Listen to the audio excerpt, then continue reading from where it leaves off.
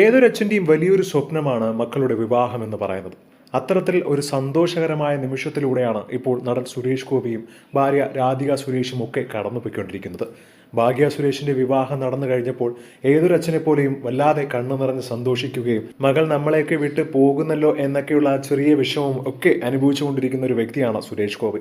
എന്നാൽ ഏറ്റവും കൂടുതൽ വേദന അനുഭവിച്ചിട്ടുള്ള ഒരു വ്യക്തി കൂടിയാണ് നടൻ സുരേഷ് ഗോപിയും ഭാര്യ രാധികയും. കാരണം മറ്റൊന്നുമല്ല, സുരേഷ് ഗോപിയുടെ മകൾ, ഏറ്റവും മൂത്ത മകളായ ലക്ഷ്മി എന്ന മകൾ അകാലത്തിൽ വിട പറഞ്ഞത് ആ അച്ഛൻ്റെ മനസ്സിൽ ഇപ്പോഴും വേദനയായി തന്നെ തുടരുകയാണ്. ഈ അടുത്ത സമയത്ത് പോലും അദ്ദേഹം പല അഭിമുഖങ്ങളിലും അക്കാര്യം വേദനയോടുകൂടി പറഞ്ഞു.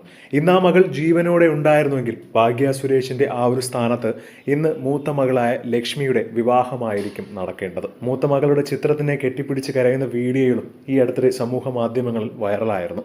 മാത്രമല്ല, ഇന്ന് ഭാഗ്യ സുരേഷിന്റെ ആ കൈപിടിച്ച് കൊടുത്തപ്പോഴും കണ്ണം നനഞ്ഞപ്പോൾ ആ മകളെക്കുറിച്ച് തീർച്ചയായും ഓർത്തിരിക്കും. ഇന്നും കൊച്ചു കുഞ്ഞുങ്ങളെയൊക്കെ കാണുമ്പോൾ സുരേഷ് ഗോപി കയ്യിലെടുത്ത് വെച്ച് കണ്ണിടറാതെ നോക്കിക്കൊണ്ടിരിക്കുന്ന പല വീഡിയോകളും നമ്മൾ കണ്ടിട്ടുണ്ട്.